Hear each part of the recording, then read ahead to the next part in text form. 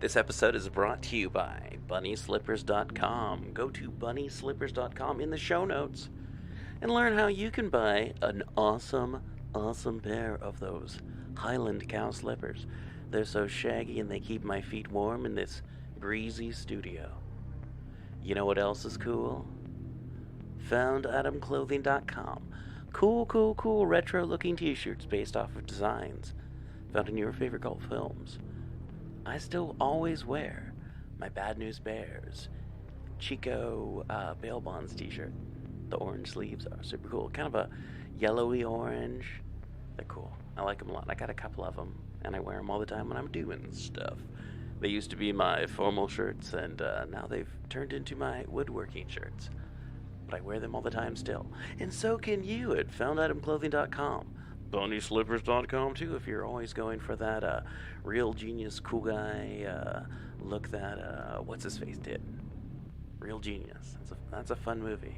I can't remember if it holds up still, or if it has problematic scenes. Alright. Anyway, something that probably may have some problematic parts in it.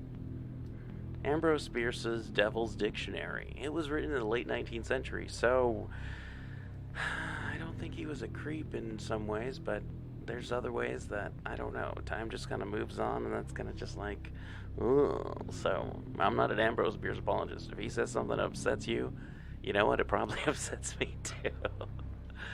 So yeah, hey, here's some Ambrose Bierce Devil's Dictionary, him poking fun at everything. I don't know who I'm going to have as a guest on this month, but I probably will try and dig some people up for this one. So hopefully, but I don't know, halfway through the month, towards the end of the month, there'll be some cool special episodes, and I don't know who else I can have. I mean, I can always bug Ken Hyde about it, and I can always, I don't know, beg David Heath to help me out again, and I don't know, maybe put a bunch of stuff up on Twitter and get the Ambrose Bierce group going on. Check out the Ambrose Bierce group on Facebook. There's several Ambrose Bierce groups. I recommend them all. And what else? Oh, Don Swaim's Death of Ambrose Bierce. Really good book. Check that out. I'm always going to tout that one. That is a fun one. I'm trying to remember if anyone's done any Ambrose Bierce RPGs that I know personally, or any troubadours who've sung any songs. I don't think of any. Write me, let me know. Go to PGttCM.com, go to the comment section, let us know what's going on. And hey, why don't you check us out on Facebook and on Instagram? We're Black Clock Audio Tales.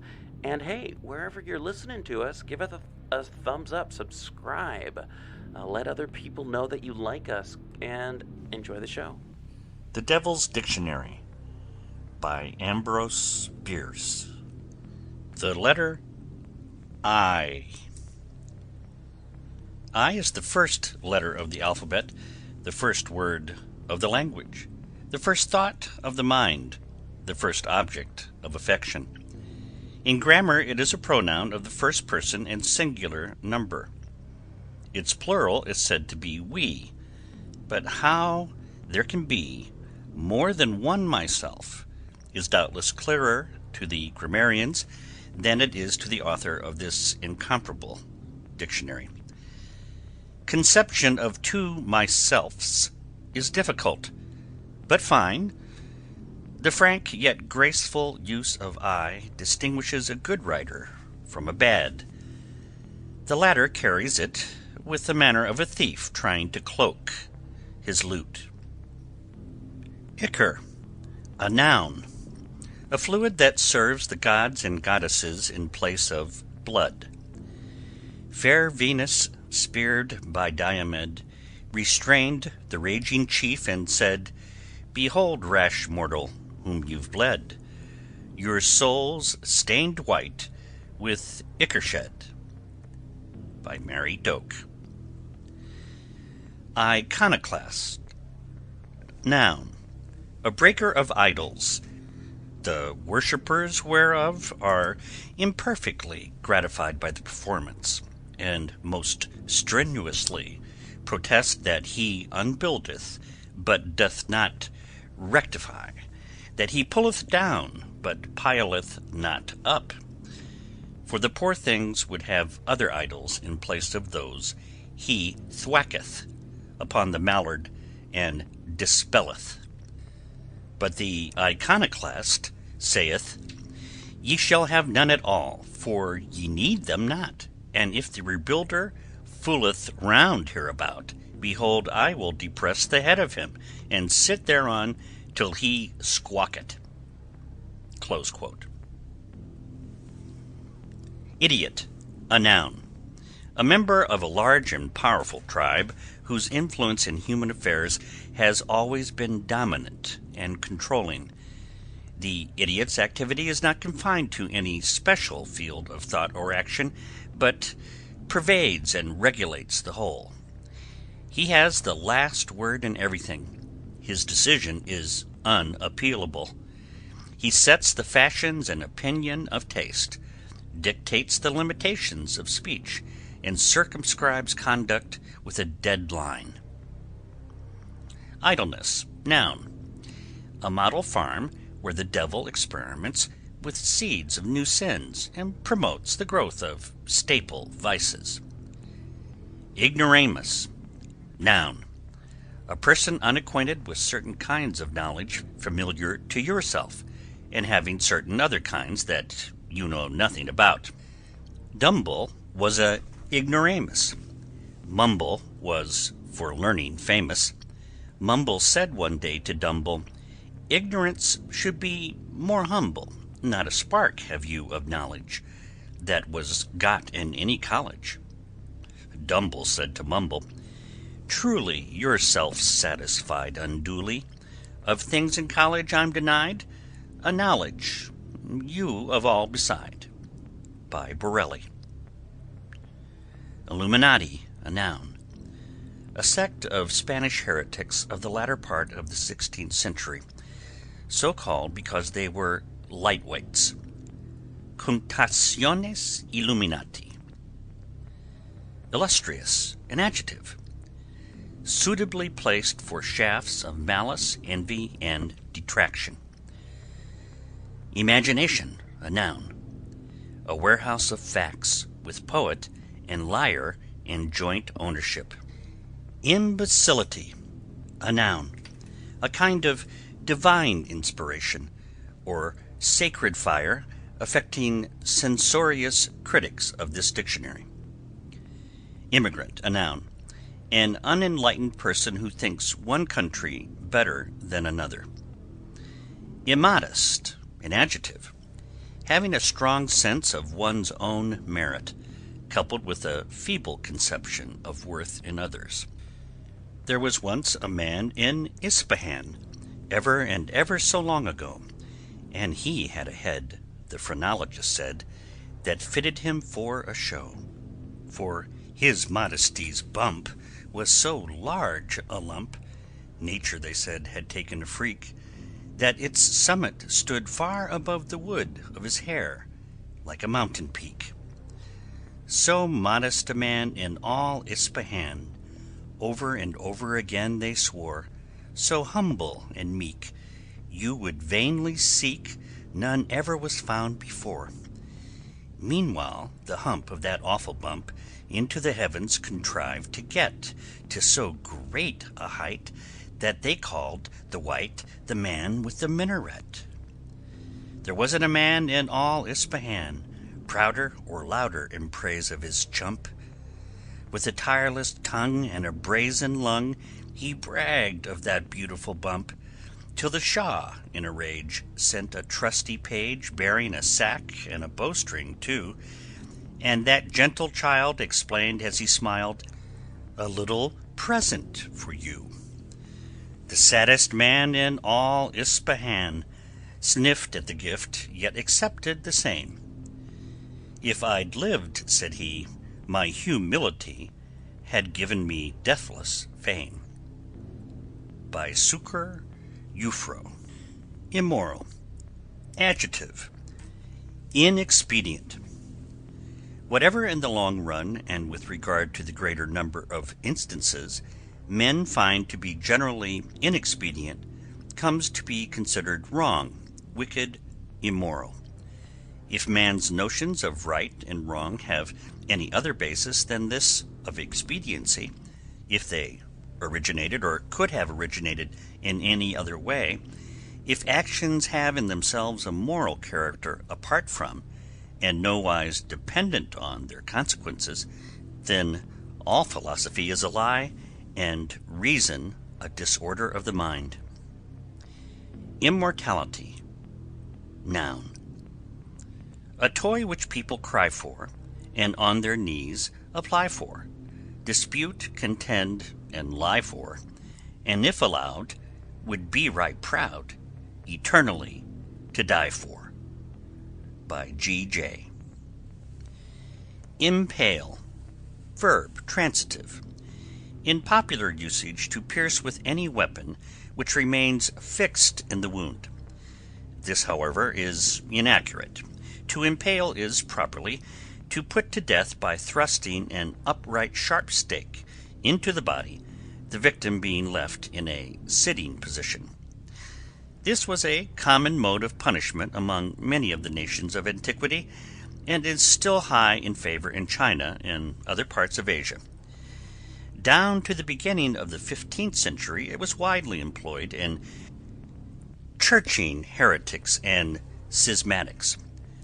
Woolcraft calls it the stool of repenting, and among the common people it was jocularly known as riding the one-legged horse. Ludwig Salzmann informs us that in Tibet impalement is considered the most appropriate punishment for crimes against religion, and although in China it is sometimes awarded for secular offenses, it is most frequently adjudged in cases of sacrilege. To the person in actual experience of impalement, it must be a matter of minor importance by what kind of civil or religious descent he was made acquainted with its discomforts. But doubtless he would have a certain satisfaction if able to contemplate himself in the character of a weathercock on the spire of the true church. Impartial, an adjective. Unable to perceive any promise of personal advantage from espousing either side of a controversy or adopting either of two conflicting opinions. Impenitence, a noun. A state of mind intermediate in point of time between sin and punishment. Impiety, a noun. Your irreverence toward my deity. Imposition, a noun. The act of blessing or consecrating by the laying on of hands, a ceremony common to many ecclesiastical systems, but performed with the frankest sincerity by the sect known as thieves. Lo, by the laying on of hands, say parson, priest, and dervis, we consecrate your cash and lands to ecclesiastical service. No doubt you'll swear till all is blue at such an imposition. Do. By Polo Doncas. Impostor, a noun. A rival aspirant to public honors. Improbability, a noun. His tale he told with a solemn face and a tender melancholy grace. Improbable 'twas, no doubt, when you came to think it out, but the fascinated crowd their deep surprise avowed, and with a single voice averred 'twas the most amazing thing they'd heard, all save one who spake never a word, but sat as mum as if deaf and dumb, serene, indifferent, and unstirred. Then all the others turned to him and scrutinized him limb from limb, scanned him alive, but he seemed to thrive, and tranquiler grew each minute, as if there were nothing in it. What? Cried one. Are you not amazed at what our friend has told? He raised soberly then his eyes and gazed in a natural way, and proceeded to say, as he crossed his feet on the mantel shelf, "Oh no, not at all. I'm a liar myself." Improvidence, a noun. Provision for the needs of today from the revenues of tomorrow. Impunity, a noun. Wealth. Inadmissible, an adjective. Not competent to be considered. Said of certain kinds of testimony which juries are supposed to be unfit to be entrusted with, and which judges therefore rule out, even of proceedings before themselves alone. Hearsay evidence is inadmissible because the person quoted was unsworn and is not before the court for examination. Yet most momentous actions, military, political, commercial, and of every other kind, are daily undertaken on hearsay evidence. There is no religion in the world that has any other basis than hearsay evidence. Revelation is hearsay evidence.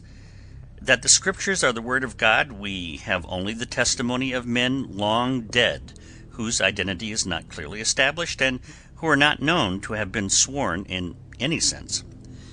Under the rules of evidence, as they now exist in this country, no single assertion in the Bible has in its support any evidence admissible in a court of law. It cannot be proved that the battle of Blenheim ever was fought, that there was such a person as Julius Caesar, such an empire as Assyria. But as records of courts of justice are admissible, it can easily be proved that powerful and malevolent magicians once existed and were a scourge to mankind. The evidence, including confession, upon which certain women were convicted of witchcraft and executed, was without a flaw. It is still unimpeachable. The judges' decisions based on it were sound in logic and in law. Nothing in any existing court was ever more thoroughly proved than the charges of witchcraft and sorcery for which so many suffered death. If there were no witches, human testimony and human reason are alike destitute of value. Inauspiciously, an adverb. In an unpromising manner, the auspices being unfavorable. Among the Romans it was customary, before undertaking any important action or enterprise, to obtain from the augurs or state prophets some hint of its probable outcome, and one of their favorite and most trustworthy modes of divination consisted in observing the flight of birds, the omens thence derived being called auspices. Newspaper reporters and certain miscreant lexicographers have decided that the word, always in the plural, shall mean patronage or management, as the festivities were under the auspices of the ancient and honorable order of body snatchers, or the hilarities were auspicated by the Knights of Hunger. A Roman slave appeared one day before the augur.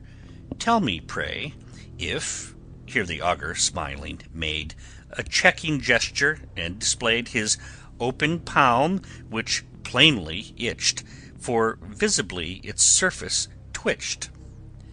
"A denarius," the Latin nickel, successfully allayed the tickle, and then the slave proceeded. "Please inform me whether fate decrees success or failure in what I tonight, if it be dark, shall try. Its nature? Never mind. I think 'tis writ on this," and with a wink, which darkened half the earth, he drew another denarius to view, its shining face attentive scanned, then slipped it into the good man's hand, who with great gravity said, "Wait while I retire to question fate." That holy person then withdrew his scarred clay, and passing through the temple's rearward gate, cried, "Shoo!" waving his robe of office. Straight each sacred peacock and its mate, maintained for Juno's favor, fled with clamor from the trees o'erhead, where they were perching for the night. The temple's roof received their flight, for thither they would always go when danger threatened them from below. Back to the slave the augur went. "My son, forecasting the event by flight of birds, I must confess the auspices deny success. That slave retired, a sadder man, abandoning his secret plan, which was, as well the craft-seer had from the first divined, to clear the wall and fraudulently seize on Juno's poultry in the trees. By G.J. Income, a noun. The natural and rational gauge and measure of respectability, the commonly accepted standards being artificial, arbitrary, and fallacious. For, as Sir Sycophas Chrysolater in the play has justly remarked, quote, the true use and function of property, in whatsoever it consisteth, coins or land or houses or merchant stuff, or anything which may be named as holden of right to one's own subservience, as also of honours, titles, preferments, and place, and all favour and acquaintance of persons of quality or ableness, are but to get money. Hence it followeth that all things are truly to be rated as of worth in measure to their serviceableness to that end, and their possessors should take rank in agreement thereto. Neither the lord of an unproducing manor, howsoever broad and ancient, nor he who bears an unremunerate dignity, nor yet the pauper favourite of a king, being esteemed of level excellency with him whose riches are of daily accretion, and hardly should they whose wealth is barren claim and rightly take more honour than the poor and unworthy. Close quote. Incompatibility, a noun. In matrimony, a similarity of tastes, particularly the taste for domination. Incompatibility may, however, consist of a meek-eyed matron living just around the corner. It has even been known to wear a mustache. Incompossible, an adjective. Unable to exist if something else exists. Two things are incompossible when the world of being has scope enough for one of them, but not enough for both, as Walt Whitman's poetry and God's mercy to man. Incompossibility, it will be seen, is only incompatibility let loose. Instead of such low language as "go heal yourself, I mean to kill you on sight," the words "Sir, we are incompossible" would convey an equally significant intimation, and in stately courtesy are altogether superior. Incubus, one of a race of highly improper demons who, though probably not wholly extinct, may be said to have seen their best nights. For a complete account of incubi and succubi, including incubae and succubae, see the Liber Daemonium of Protasis, in Paris, 1938, published, which contains much curious information that would be out of place in a dictionary intended as a textbook for the public schools. Victor Hugo relates that in the Channel Islands, Satan himself, tempted more than elsewhere by the beauty of the women, doubtless, sometimes plays at incubus, greatly to the inconvenience and alarm of the good dames who wish to be loyal to their marriage vows, generally speaking. A certain lady applied to the parish priest to learn how they might, in the dark, distinguish the hardy intruder from their husbands. The holy man said they must feel his brown for horns, but Hugo is ungallant enough to hint a doubt of the efficacy of the test. Incumbent, a noun. A person of the liveliest interest to the outcumbents. Indecision, a noun. The chief element of success. Quote, "For whereas," saith Sir Thomas Brewbolt, "there is but one way to do nothing, and divers ways to do something, whereof, to a surety, only one is the right way, it followeth that he who from indecision standeth still hath not so many chances of going astray as he who pusheth forwards." Close quote. A most clear and satisfactory exposition of the matter. Quote, "Your prompt decision to attack," said General Grant on a certain occasion to General Gordon Granger, "was admirable. You had but 5 minutes to make up your mind in." "Yes, sir," answered the victorious subordinate. It is a great thing to know exactly what to do in an emergency.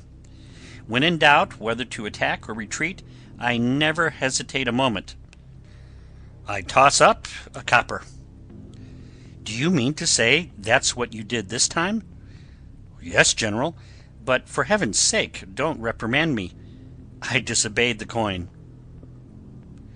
Indifferent, an adjective. Imperfectly sensible to distinctions among things.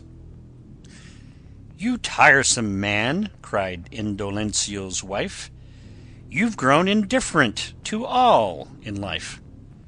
"Indifferent?" he drawled, with a slow smile. "I would be, dear, but it's not worth while."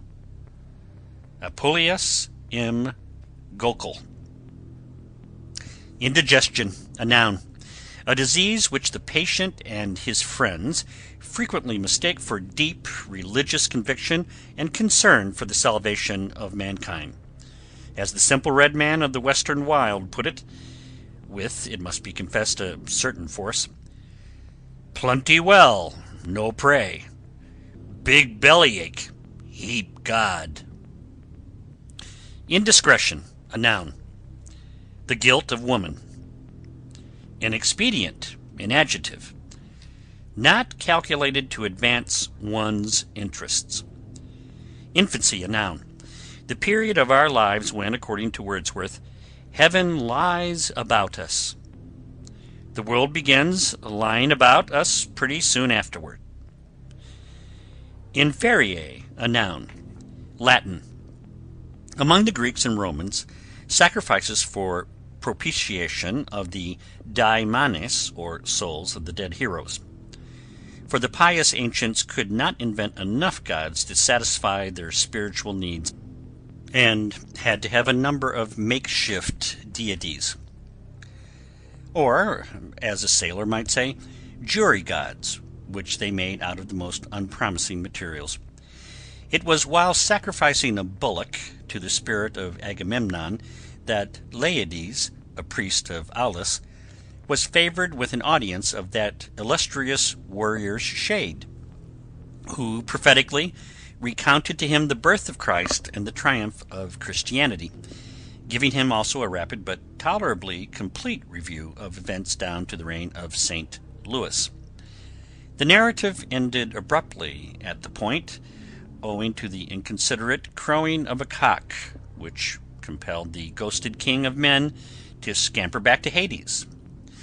There is a fine medieval flavor to this story, and as it has not been traced back further than Pere Bretel, a pious but obscure writer at the court of St. Louis, we shall probably not err on the side of presumption in considering it apocryphal, though Monsignor Capel's judgment of the matter might be different, and to that I bow.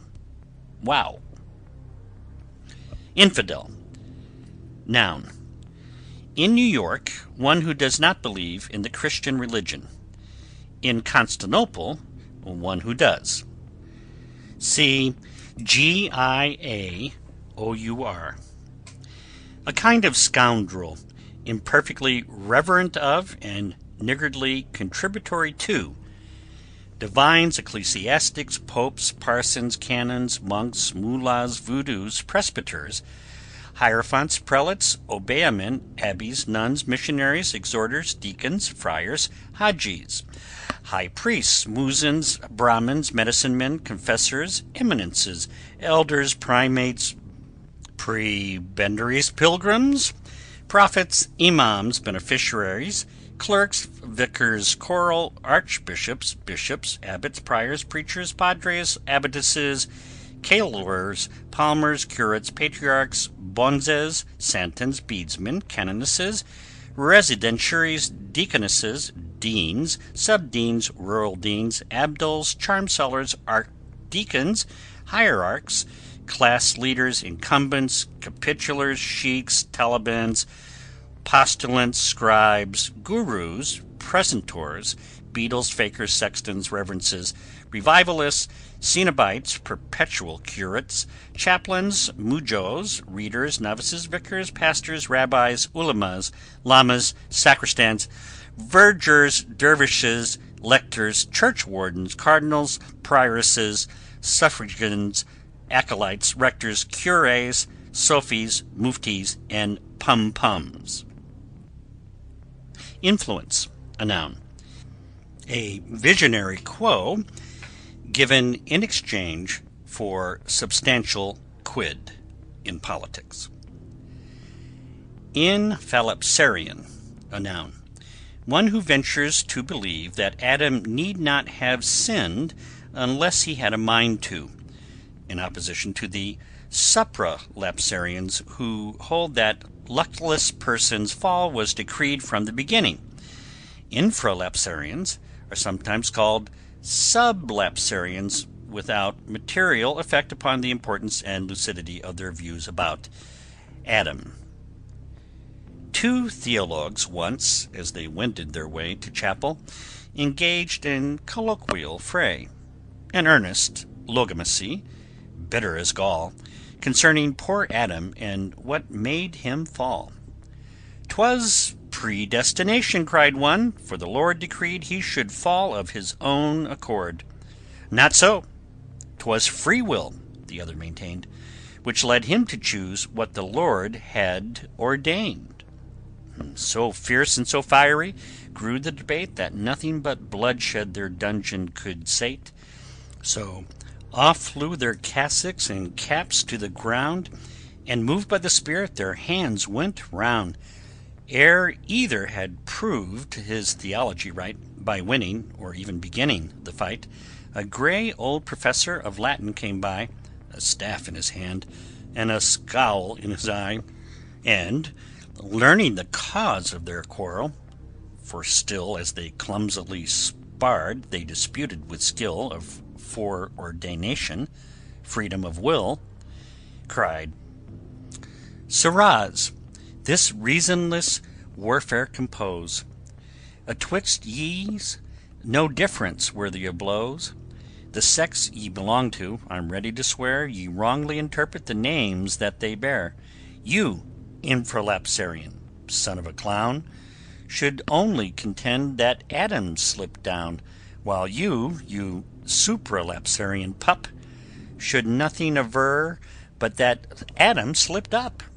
It's all the same whether up or down, you slip on a peel of banana brown. Even Adam analyzed not his blunder, but thought he had slipped on a peal of thunder. By G.J. Ingrate, a noun. One who receives a benefit from another, or is otherwise an object of charity.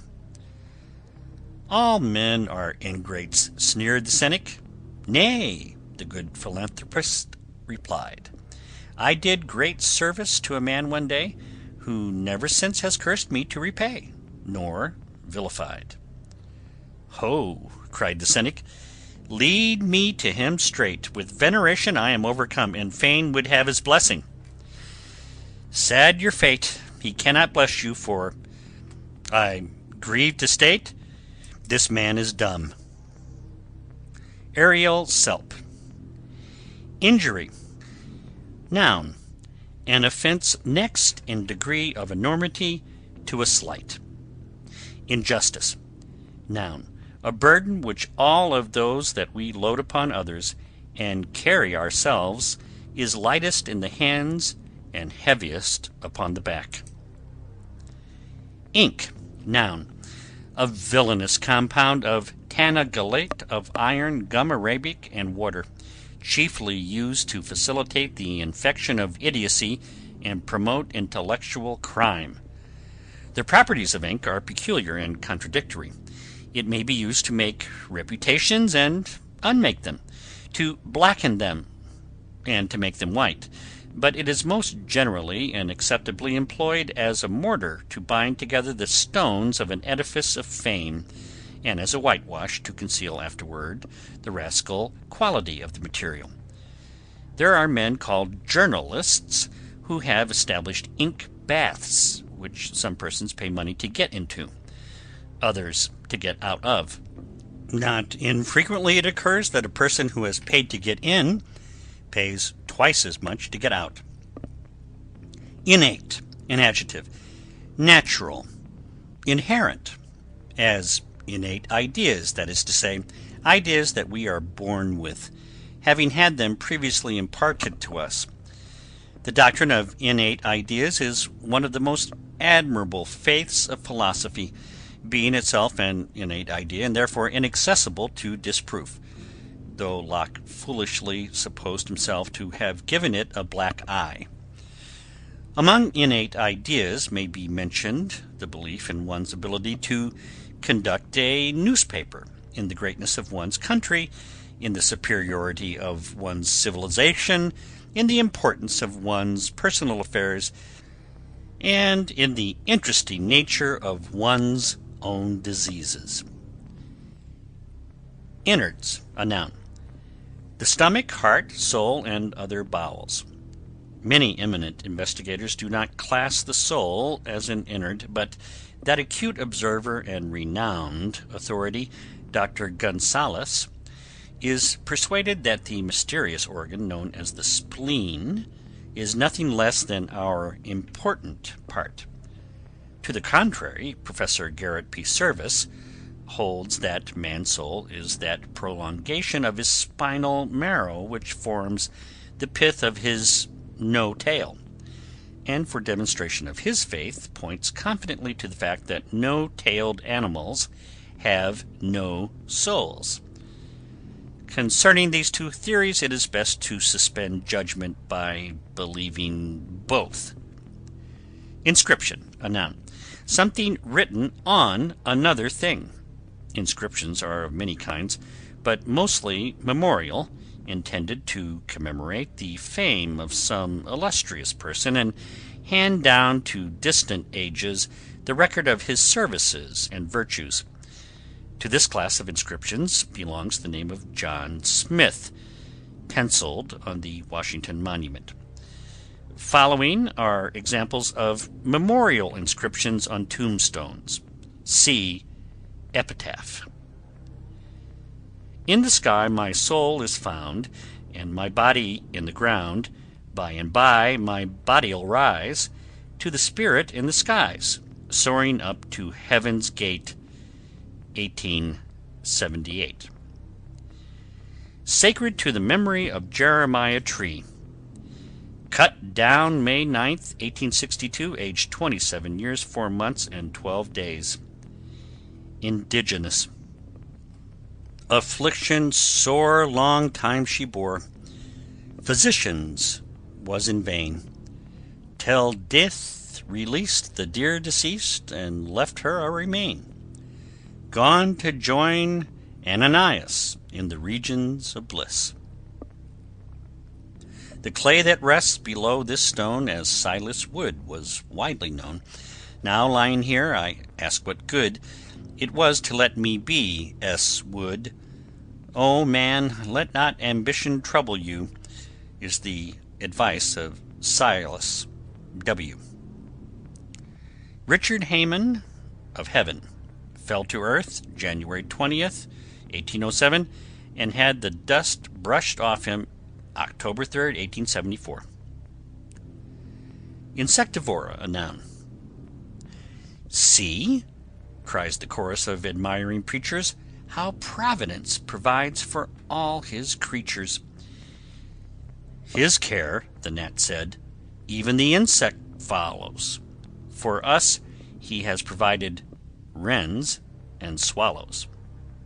By Simpson Rayleigh. Insurance, a noun. An ingenious modern game of chance in which the player is permitted to enjoy the comfortable conviction that he is beating the man who keeps the table. Insurance agent. My dear sir, that is a fine house. Pray let me insure it. House owner: With pleasure. Please make the annual premiums so low that by the time when, according to the tables of your actuary, it will probably be destroyed by fire, and I will have paid you considerably less than the face of the policy. Insurance agent: Oh dear, no. We could not afford to do that. We must fix the premium so that you will have paid more. House owner: How then can I afford that? Insurance agent: Why, your house may burn down at any time. There was Smith's house, for example, which... House owner: Spare me. There were Brown's house, on the contrary, and Jones' house, and Robinson's house, which... Insurance agent: Spare me. House owner: Let us understand each other. You want me to pay you money on the supposition that something will occur previously to the time set by yourself for its occurrence. In other words, you expect me to bet that my house will not last so long as you say that it will probably last. Insurance agent: But if your house burns without insurance, it will be a total loss. House owner: Beg your pardon? By your own actuary's tables, I shall probably have saved, when it burns, all the premiums I would otherwise have paid you, amounting to more than the face of the policy they would have bought. But suppose it to burn uninsured before the time upon which your figures are based. If I could not afford that, how could you if it were insured? Insurance agent: Oh, we should make ourselves whole from our luckier ventures with other clients. Virtually, they pay your loss. House owner: And virtually, then, don't I help to pay their losses? Are not their houses as likely as mine to burn before they have paid you as much as you must pay them? The case stands this way. You expect to make more money from your clients than you pay to them, do you not? Insurance agent: Certainly, if we did not. House owner: I would not trust you with my money. Very well. If it is certain, with reference to the whole body of your clients, that they lose money on you, it is probable, with reference to any of them, that he will. It is these individual probabilities that make the aggregate certainty. Insurance agent: I will not deny it, but look at the figures in this pamphlet. House owner: Heaven forbid. Insurance agent: You spoke of saving the premiums which you would otherwise pay to me. Will you not be more likely to squander them? We offer you an incentive to thrift. House owner: The willingness of A to take care of B's money is not peculiar to insurance, but as a charitable institution you command esteem. Deign to accept its expression from a deserving object. Insurrection. Noun: An unsuccessful revolution. Disaffection's failure to substitute misrule for bad government. Intention, a noun: The mind's sense of the prevalence of one set of influences over another set. An effect whose cause is the imminence, immediate or remote, of the performance of an involuntary act. Interpreter, noun: One who enables two persons of different languages to understand each other by repeating to each what it would have been to the interpreter's advantage for the other to have said. Interregnum, noun: The period during which a monarchical country is governed by a warm spot on the cushion of the throne. The experiment of letting the spot grow cold has commonly been attended by most unhappy results, from the zeal of many worthy persons to make it warm again. Intimacy, a noun: A relation into which fools are providentially drawn for their mutual destruction. Two Seidlitz powders, one in blue and one in white, together drew, and having each a pleasant sense of t'other's powder's excellence, forsook their jackets for the snug enjoyment of a common mug. So close their intimacy grew, one paper would have held the two. To confidences straight they fell, less anxious each to hear than tell. Then each remorsefully confessed to all the virtues he possessed, acknowledgment he had them in so high degree, it was a sin. The more they said, the more they felt, their spirits with emotion melt, till tears of sentiment expressed their feelings. Then they effervesced. All nature executes her feats of wrath on friends and sympathies. The good old rule, who don't apply, that you are you and I am I. Introduction. Noun. A social ceremony invented by the devil for the gratification of his servants and the plaguing of his enemies. The introduction attains its most malevolent development in this century, being indeed closely related to our political system. Every American being the equal of every other American, it follows that everybody has the right to know everybody else, which implies the right to introduce without request or permission. The Declaration of Independence should have read thus: "We hold these truths to be self-evident, that all men are created equal, that they are endowed by their Creator with certain inalienable rights, that among these are life, and the right to make that of another miserable by thrusting upon him an incalculable quantity of acquaintances. Liberty, particularly the liberty to introduce persons to one another without first ascertaining if they are not already acquainted as enemies, and the pursuit of another's happiness with a running pack of strangers." Inventor. Noun. A person who makes an ingenious arrangements of wheels, levers, and springs, and believes it civilization. Irreligion. Noun. The principal one of the great faiths of the world. Itch. A noun. The patriotism of a Scotsman. End of letter I in the Devil's Dictionary, by Ambrose, Bierce. Recorded by Denny Sayers, spring of 2006 in Modesto, California.